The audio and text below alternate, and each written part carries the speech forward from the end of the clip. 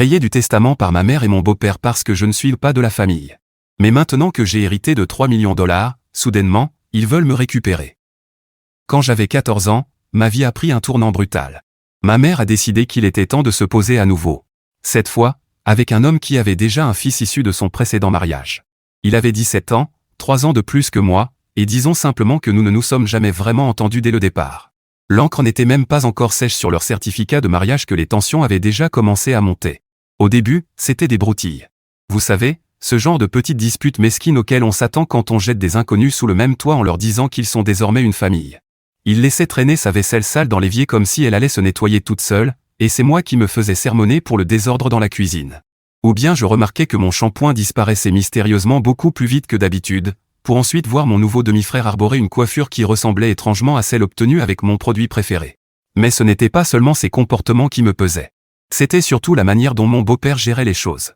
Il avait cette façon de partir du principe que j'étais toujours à l'origine de tous les problèmes. Si quelque chose n'était pas à sa place, c'était forcément de ma faute. Et ma mère?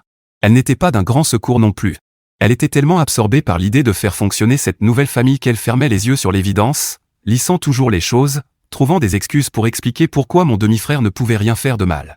1 an après le début de cette nouvelle vie de famille, ma mère et mon beau-père ont annoncé qu'ils attendaient un enfant. C'est là que la dynamique a vraiment changé. Soudain, tout tournait autour des préparatifs pour le bébé.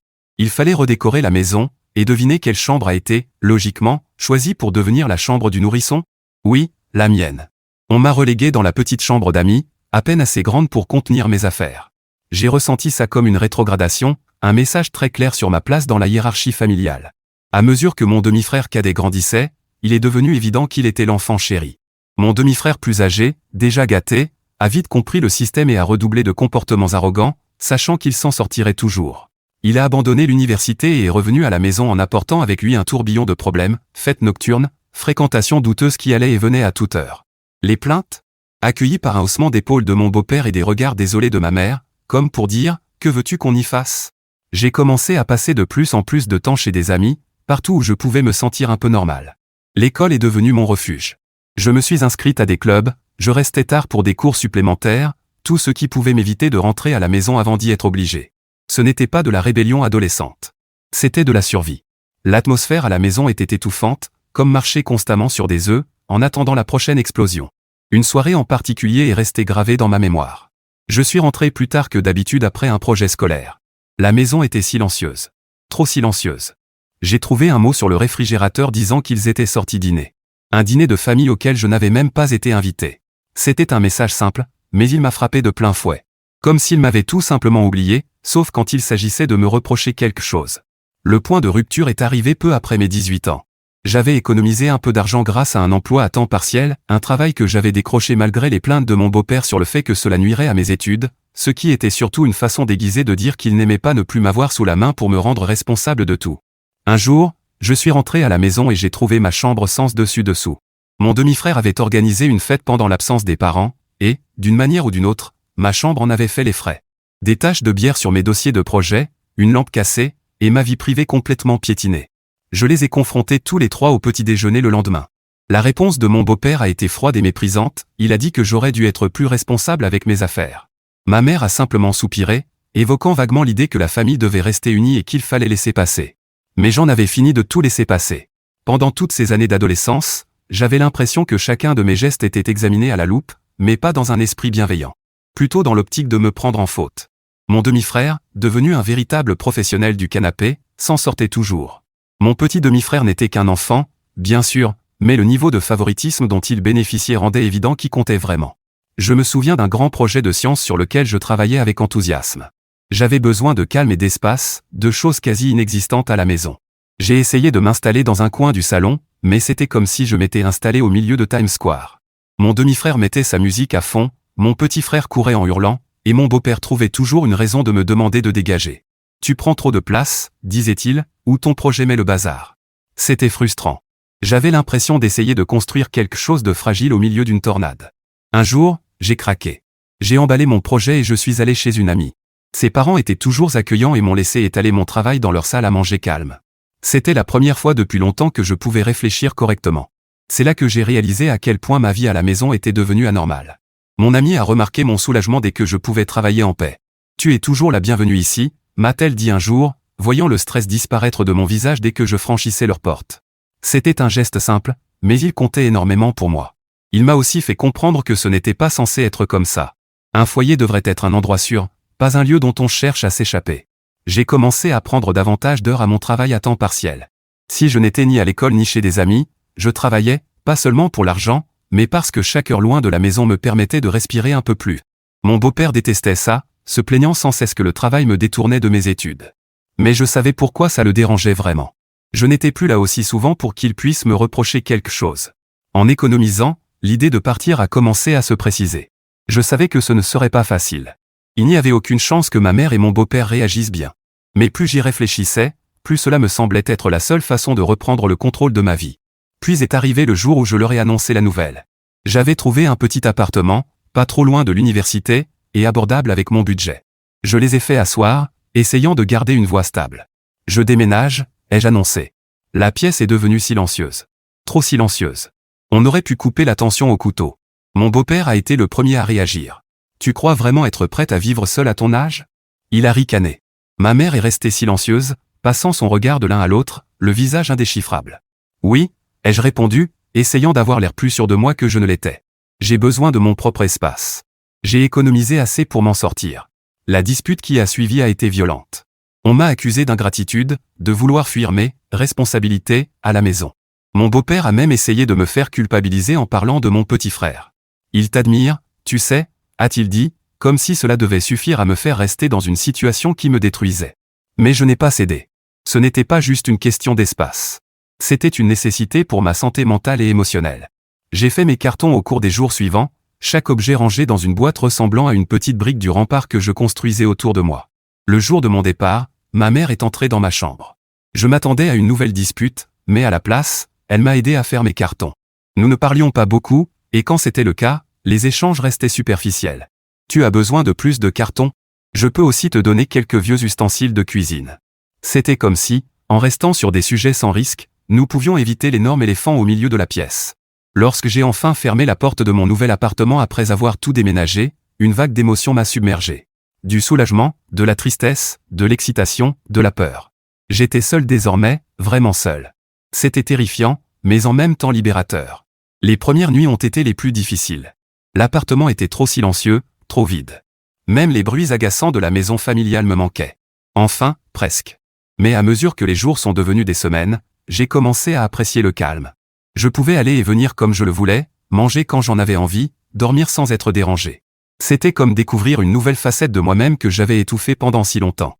La vie loin de la maison s'est rapidement installée dans une routine, et honnêtement, c'était la période la plus paisible que j'avais connue depuis des années. Ma relation avec ma mère et mon beau-père n'était pas idéale, mais elle restait supportable puisque je ne vivais plus sous leur toit 24 heures sur 24. Je faisais ma vie, occupée entre le travail et les études, en restant discrète. Puis, sans prévenir, mon beau-père a eu un problème de santé qui a tout bouleversé. Ce n'était pas mortel, mais suffisamment sérieux pour qu'il commence à réfléchir à l'avenir, et plus précisément à son testament. Je l'ai appris par ma mère, qui m'a appelé un soir avec une voix plus grave que d'habitude. Ton beau-père réfléchit à son testament, m'a-t-elle dit, avec la même légèreté que si elle parlait de la météo. Il veut s'assurer que tout est en ordre. D'accord, ai-je répondu, sans trop savoir où elle voulait en venir. Le ton de sa voix laissait entendre que ce n'était pas un simple appel pour m'informer.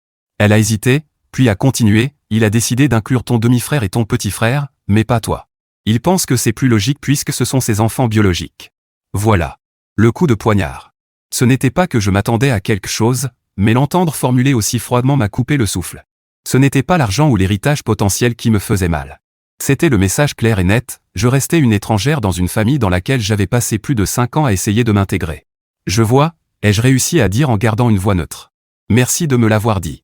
Ma mère a dû sentir ma douleur, car elle a ajouté rapidement, ce ne sont que des questions légales, tu sais. Ça ne change rien à ce que nous ressentons pour toi. Bien sûr, ai-je répondu, sans vraiment la croire. La conversation a dérivé maladroitement vers d'autres sujets avant de se terminer, mais le mal était fait. Cette nuit-là, je suis resté allongé dans mon lit, fixant le plafond, avec cette sensation familière de ne pas appartenir à ma propre famille. Les semaines qui ont suivi ont été difficiles. Je repensais sans cesse à cette conversation. Une part de moi voulait confronter mon beau-père, exiger une explication, ou au moins lui dire à quel point il m'avait blessé. Mais une autre part se demandait pourquoi j'y attachais autant d'importance. Je ne m'étais pas senti membre de leur famille depuis des années. En quoi était-ce différent? J'ai décidé de prendre mes distances, de limiter encore davantage mes visites. C'était un mécanisme de défense, je suppose, une façon de me protéger de nouvelles blessures infligées par des personnes qui avaient déjà montré que je n'étais pas vraiment de la famille quand cela comptait. Puis est venu le véritable électrochoc. Ce n'était pas un événement dramatique. Pas de cris, pas de confrontation en larmes. C'était plus discret, plus profond. J'étais dans un café, en train de travailler sur un devoir universitaire, lorsque j'ai entendu le groupe à la table voisine. Ils riaient, échangeaient des anecdotes sur leur famille, les hauts et les bas, des choses normales. Et là, ça m'a frappé. Je n'avais pas ça. Je ne l'avais jamais vraiment eu. Cette prise de conscience a déclenché quelque chose en moi. J'ai commencé à me demander pourquoi je me laissais autant affecter par une exclusion d'un testament, alors que j'avais déjà été exclu de la famille de toutes les manières qui comptaient vraiment. Ce n'était pas une question d'argent. C'était le besoin de me sentir aimé et valorisé par ceux qui étaient censés être ma famille. À partir de là, j'ai fait le choix conscient de me concentrer sur les relations qui me faisaient me sentir importante, des amis devenus une famille de cœur, des professeurs qui me soutenaient, des collègues qui me respectaient. J'ai investi dans ces liens, et peu à peu, la douleur liée au testament de mon beau-père et au sentiment d'exclusion s'est estompée. Ce n'était pas instantané. Il y avait encore des moments d'amertume, surtout lors des réunions de famille, quand je voyais mon demi-frère et mon petit frère recevoir toute l'attention. Mais j'apprenais à accepter que certaines choses échappaient à mon contrôle et que, là où je le pouvais, je construisais mon propre sentiment d'appartenance. Le véritable test est arrivé lorsque le problème de santé de mon beau-père a été résolu et que leur vie est revenue à la normale. J'ai été invité à un dîner de famille pour célébrer son rétablissement. J'y suis allé plus par obligation que par envie. Le dîner était aussi gênant que je m'y attendais. Mon beau-père parlait de sa convalescence, tout le monde s'extasiait sur les dernières réussites scolaires de mon petit frère, et mon demi-frère se vantait de son nouveau travail. Je suis restée là, plutôt silencieuse, clairement à part. Mais cette fois, ça faisait moins mal. J'avais trouvé une forme de paix avec mon rôle dans cette famille. J'étais l'étrangère, et ce n'était plus grave, parce qu'en dehors de cette maison, il y avait des gens qui tenaient à moi pour ce que j'étais, pas pour ce que je représentais dans un testament ou un nom de famille. Après le dîner, je suis parti tôt, invoquant une excuse à propos d'un réveil matinal. En rentrant chez moi, j'ai senti un poids quitter mes épaules. J'allais bien. Vraiment bien. Pour la première fois depuis des années. J'avais affronté la réalité, encaissé le choc émotionnel, et j'en étais ressorti plus forte, plus sûre de moi. S'il y a bien une chose que j'ai apprise, c'est que la vie adore vous surprendre quand vous vous y attendez le moins. Alors que je m'étais installé dans ma routine et que j'acceptais la relation distante, voire tendue, avec ma famille, j'ai reçu un appel un après-midi qui a tout bouleversé. C'était un avocat, quelqu'un que je n'avais jamais entendu mentionner, qui s'est présenté avec un ton formel, presque désolé. Il m'a demandé si j'avais quelques minutes pour discuter de la succession de ma grand-tante, la sœur de la mère de mon père. Honnêtement, je la connaissais à peine. C'était l'une de ces parentes dont on entend parler dans les histoires de famille, sans vraiment les connaître. Elle n'avait pas d'enfant, et je savais seulement qu'elle avait aidé à élever mon père. Je vous appelle pour vous informer que votre grand-tante est décédée récemment, a poursuivi l'avocat, d'une voix à la fois professionnelle et compatissante, et qu'elle vous a légué l'intégralité de son patrimoine. Dire que j'étais sous le choc serait un euphémisme. J'ai ressenti un mélange d'émotions, de la tristesse pour sa disparition, de la confusion quant à son choix, et un immense sentiment de responsabilité face à ce qui m'attendait. L'avocat m'a expliqué que ma grand-tante était très aisée, ayant investi intelligemment tout au long de sa vie. Elle avait laissé derrière elle une succession conséquente, incluant un fonds en fiducie désormais à mon nom, pour un montant d'environ 3 millions de dollars. En un instant, ma situation financière avait changé du tout au tout. Après l'appel, je suis resté là, téléphone à la main, essayant d'assimiler la nouvelle. Pourquoi moi? Nous n'étions pas proches. Je lui rendais visite de temps en temps, oui, mais ces visites relevaient davantage du devoir envers une parente âgée que d'un véritable lien affectif.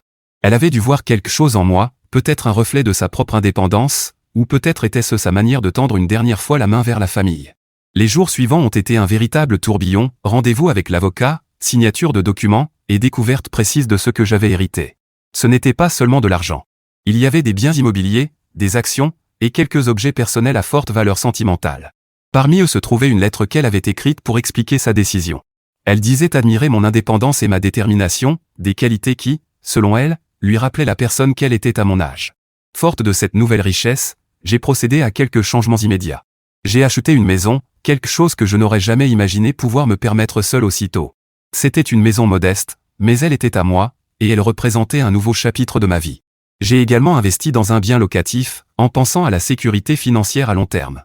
Le reste de l'argent, je l'ai placé en épargne et en investissement, après avoir consulté un conseiller financier pour m'assurer de faire des choix réfléchis. Mais comme je l'ai vite découvert, une grande richesse s'accompagne d'une grande responsabilité et de grands drames. Je n'avais parlé de l'héritage à personne dans ma famille, voulant éviter tout conflit potentiel. Mais les secrets finissent toujours par se savoir, et celui-ci n'a pas fait exception. Tout a commencé avec un cousin qui, d'une manière ou d'une autre, a appris la nouvelle par des connaissances communes dans le milieu juridique. Avant même que je m'en rende compte, ma mère était au courant. Et une fois qu'elle l'a su, les autres n'ont pas tardé à suivre.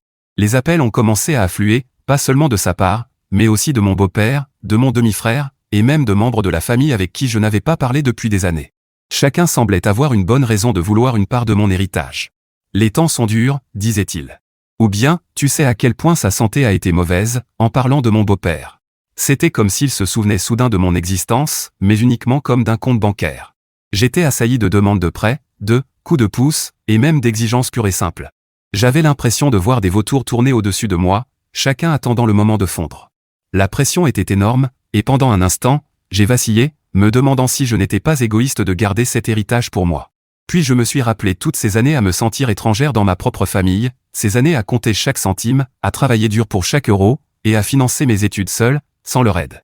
C'était ma chance d'assurer mon avenir, et je n'allais pas laisser la culpabilité ou la manipulation m'en détourner. Quand ma mère m'a demandé directement pourquoi je ne lui avais pas parlé de l'héritage, j'en ai eu assez. Je lui ai expliqué, calmement mais fermement, que la distance entre nous n'était pas seulement géographique, mais émotionnelle. Ses choix, et, par extension, ceux de mon beau-père et de mon demi-frère, m'avaient clairement montré quelle était ma place à leurs yeux. Cet héritage était l'occasion de faire les choses à ma manière, sans dépendre de qui que ce soit. C'est ma vie, lui ai-je dit, et j'ai besoin de la vivre selon mes propres règles. Je suis désolé si ça te fait mal, mais je dois maintenant faire ce qui est le mieux pour moi. Les conséquences de cette conversation ont été exactement celles que j'attendais. On m'a accusé d'être ingrate et égoïste, mais je suis resté ferme. Avec le temps, les appels se sont faits plus rares, et les demandes d'argent ont cessé lorsqu'ils ont compris que je ne céderais pas. Ce fut une leçon douloureuse sur ce qu'était ma véritable famille.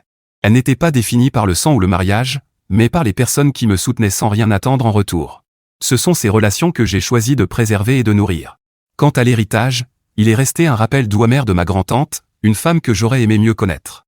Son dernier cadeau ne fut pas seulement la richesse qu'elle m'a laissée, mais aussi la clarté et la force intérieure nécessaires pour me défendre, quel qu'en soit le prix. Cet héritage était censé être une bénédiction, un coup de chance venu d'une parente éloignée qui pensait que j'en ferais bon usage. Mais dès que la nouvelle de ma soudaine fortune s'est répandue, j'ai eu l'impression d'avoir peint une cible dans mon dos plutôt que de recevoir un cadeau. Après avoir clairement fait comprendre à ma mère et au reste de la famille que je n'allais pas distribuer de l'argent simplement parce que nous partagions un ADN, l'ambiance est devenue glaciale. Très vite. Les appels et messages, d'abord remplis d'allusions à peine voilées, se sont transformés en supplications ouvertes, puis en exigences agressives lorsque j'ai maintenu ma décision de garder mes finances privées. Et ce n'était pas seulement la famille proche. Des parents dont je n'avais plus de nouvelles depuis des années se sont soudainement montrés très désireux de renouer le contact. Je recevais des messages du genre « Salut, j'ai appris pourtant une telle. Désolé pour ton deuil, mais est-ce que tu pourrais m'aider financièrement ? Les temps sont durs. » C'était comme s'ils avaient tous le même scénario, seuls les noms changeaient. L'un des appels les plus difficiles a été celui de mon beau-père. Il n'avait jamais été chaleureux, mais cette fois, il était froid et calculateur. Tu sais, nous t'avons toujours considéré comme faisant partie de cette famille. Il serait normal que tu penses à tes frères en cette période difficile, m'a-t-il dit un jour, la voix dégoulinante de culpabilisation. Mes frères ne m'ont jamais considéré comme de la famille, sauf quand ils avaient besoin de quelque chose, ai-je répliqué, me surprenant moi-même par la dureté de mon ton. C'est une manière brutale de voir les choses, a-t-il répondu, visiblement déstabilisé. Je ne lui avais jamais parlé ainsi auparavant. J'avais toujours été l'enfant docile, celle qui ne faisait pas trop de vagues. La conversation a rapidement dégénéré, lui m'accusant d'égoïsme, moi lui rappelant toutes les fois où je m'étais senti exclu et insignifiante dans sa famille. À la fin, nous étions tous les deux trop en colère pour entendre raison, et l'appel s'est terminé sur une compréhension tacite, plus rien ne serait jamais comme avant entre nous. La goutte d'eau est venue lorsque ma mère a tenté de jouer les médiatrices, ce qui revenait en réalité à prendre le parti de mon beau-père et à essayer de me convaincre de partager mon héritage. C'est ce que font les familles, a-t-elle insisté lors d'une visite particulièrement tendue, où elle s'était présentée sans prévenir chez moi. Les familles se soutiennent aussi, ai-je répliqué, épuisé et exaspéré. Quand m'avez-vous soutenu ainsi, émotionnellement ou financièrement ? Elle est restée silencieuse, incapable de répondre.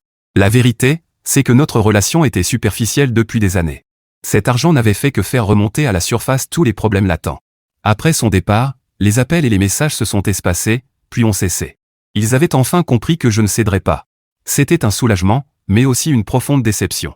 Savoir que ma valeur à leurs yeux dépendait autant de ce que je pouvais leur apporter financièrement faisait mal. Après l'effondrement familial, j'ai investi davantage de temps dans mes relations avec mes amis et mes collègues, des personnes qui m'appréciaient pour ce que j'étais, pas pour mon compte bancaire. J'ai aussi commencé à faire du bénévolat, quelque chose que j'avais toujours voulu faire sans jamais en avoir les moyens ou le temps auparavant.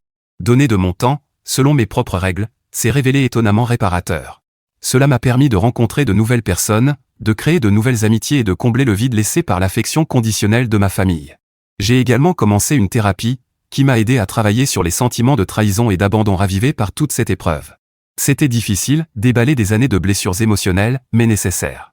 J'ai appris à poser des limites, à reconnaître les comportements manipulateurs, et surtout, à accorder de la valeur à mes propres besoins et à mon bien-être.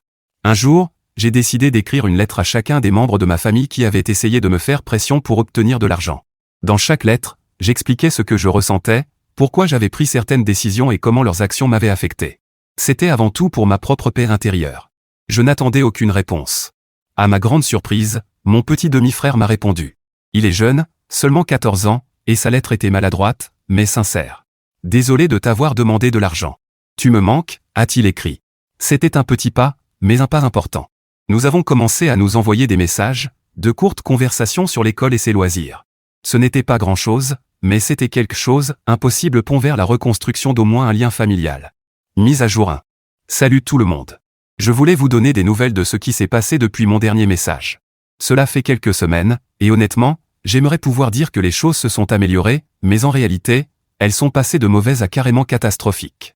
Merci infiniment pour tout le soutien et les conseils que vous m'avez donnés. Ils ont été une véritable bouée de sauvetage pendant cette période complètement folle. Après que tout a explosé avec ma famille, ma mère m'a contacté en août en disant qu'elle voulait me parler. Vu tout ce qui s'était passé, j'avais un sérieux pressentiment, ce ne serait pas une simple discussion pour prendre des nouvelles.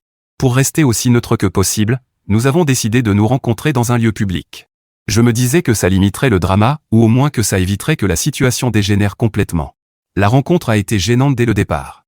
Ma mère a commencé par parler de leurs difficultés financières. Elle a expliqué que les frais de scolarité privés de mon petit demi-frère étaient devenus un vrai fardeau depuis que mon beau-père était tombé malade et que ses heures de travail avaient été réduites. Puis elle a enchaîné sur leur projet de rénover la maison et sur le fait qu'elle avait désespérément besoin de vacances pour échapper à la charge mentale de tout ça. Pendant tout ce temps, elle ne m'a posé pas une seule question sur ma vie ou sur la façon dont je gérais la situation.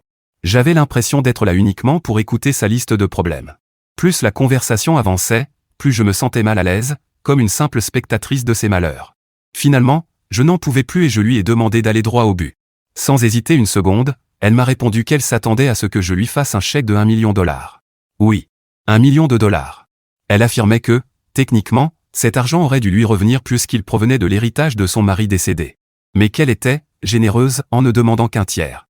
Ses exigences devenaient de plus en plus délirantes, et j'avais du mal à croire ce que j'entendais. J'ai payé l'addition à toute vitesse et je suis parti de là le plus rapidement possible. Depuis ce jour, ma mère raconte partout que je suis une voleuse, affirmant haut et fort à qui veut l'entendre que l'héritage aurait dû lui revenir. Pendant ce temps, mon beau-père m'a envoyé un énorme pavé de messages, m'expliquant que je ne pouvais pas penser uniquement à moi alors que je faisais partie d'une grande famille, et que mes décisions devaient inclure tout le monde. Je lui ai rappelé très clairement qu'il ne m'avait pas incluse dans son testament parce que je n'étais pas assez de la famille. Ça l'a calmé temporairement, mais je doute que ce soit fini. Depuis, tout est parti en vrille. Ma mère et mon beau-père disent du mal de moi partout, et honnêtement, j'ai un peu peur de ce qu'ils pourraient faire ensuite. J'ai l'impression qu'ils essaient de retourner tout le monde contre moi, me faisant passer pour la méchante dans une situation qu'ils ont eux-mêmes complètement exagérée. J'essaie de rester forte et de garder la tête froide. Mais ce n'est pas facile quand on a l'impression que les personnes censées vous soutenir font tout pour vous compliquer la vie. Je vous tiendrai au courant s'il y a du nouveau. Mais pour l'instant, c'est un énorme bazar. Merci encore pour tout votre soutien et vos conseils. Ça aide énormément de savoir qu'il existe des gens qui comprennent et qui se soucient vraiment. Mise à jour 2. Salut tout le monde. Je repasse pour une grosse mise à jour. Croyez-moi, ces dernières semaines ont été un véritable tourbillon, et honnêtement, j'essaie juste de garder la tête hors de l'eau face à toute cette folie. Merci 1000 fois pour tout le soutien et les conseils, ça m'a énormément aidé à traverser ce chaos. Voici ce qui s'est passé. Il y a quelques semaines, sans aucun avertissement, je reçois par courrier une lettre au ton extrêmement officiel. Elle venait d'un avocat dont je n'avais jamais entendu parler, affirmant que ma mère me poursuivait en justice pour récupérer une énorme partie de mon héritage. Oui, vous avez bien lu. Ma propre mère qui me poursuit en justice. Ma première réaction ? Panique totale. Qui ne paniquerait pas ? Mon esprit s'emballait, imaginant des batailles juridiques interminables.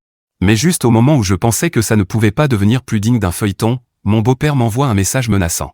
En gros, tu regretteras de ne pas avoir partagé ton argent, parce que maintenant on va te prendre tout ce que tu as. On aurait dit un méchant de mauvais film, le beau-parent diabolique qui enfonce le couteau. Sérieusement, leur audace m'a laissé sans voix. Secoué mais pas abattu, j'ai tout transmis à mon avocat, m'attendant à un long combat. Et là, accrochez-vous. Mon avocat a littéralement éclaté de rire en lisant la lettre. Pas un petit rire nerveux. Un vrai, vous vous moquez de moi. Il a jeté la lettre à la poubelle et m'a dit de ne surtout pas perdre le sommeil là-dessus. Selon lui, le testament de ma grand-tante est verrouillé plus solidement que Fort Knox. Ma mère n'a absolument aucun droit légal sur quoi que ce soit, elle n'est même pas descendante, et le testament désigne clairement les bénéficiaires. Mais comme mon avocat est très consciencieux, il est allé plus loin. Il a enquêté sur ce fameux avocat qui avait envoyé la lettre. Résultat, l'adresse indiquée correspond à un immeuble délabré, apparemment inoccupé depuis des années. Et le numéro de téléphone? Déconnecté. Hors service. Il semble que mes parents, désespérés, aient engagé un pseudo-avocat douteux, probablement même pas légitime, dans une ultime tentative de me faire peur pour que je lâche de l'argent. Comprendre qu'ils avaient simplement essayé de me bluffer avec une menace juridique bidon a été à la fois un immense soulagement et un réveil brutal. Ils pensaient vraiment pouvoir me forcer la main comme ça.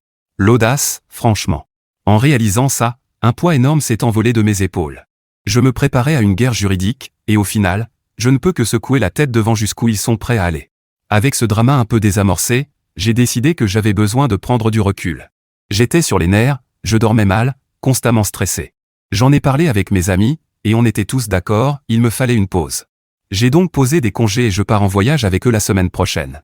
Rien de luxueux, juste un road trip vers des endroits dont on parlait depuis des années sans jamais prendre le temps d'y aller. Un changement de décor, exactement ce dont j'ai besoin pour me vider la tête et recharger les batteries. C'est étrange de repenser à tout ça. Avant, j'admirais ma mère et mon beau-père. Et maintenant, voir comment ils ont agi, c'est profondément décevant. Mais j'apprends que parfois, il faut prendre ses distances avec les personnes censées vous soutenir lorsqu'elles commencent à vous tirer vers le bas. Ce n'est pas facile, mais c'est nécessaire. Bref, j'ai vraiment hâte de partir. Un peu d'aventure, de bons fous rires et du temps de qualité avec des amis, exactement ce qu'il me faut pour m'éloigner du drame familial. Je vous tiendrai au courant de la suite, s'il se passe quoi que ce soit. Pour l'instant, je me concentre sur le positif, sur l'avenir, et sur le fait de ne plus laisser ce chaos m'atteindre. Merci encore pour tout. Cette communauté a été mon roc au milieu de la tempête, et je ne vous remercierai jamais assez pour chaque message, chaque mot d'encouragement. À des jours meilleurs à venir, non? On se retrouve après mon voyage, avec, je l'espère, de bonnes histoires et zéro drama.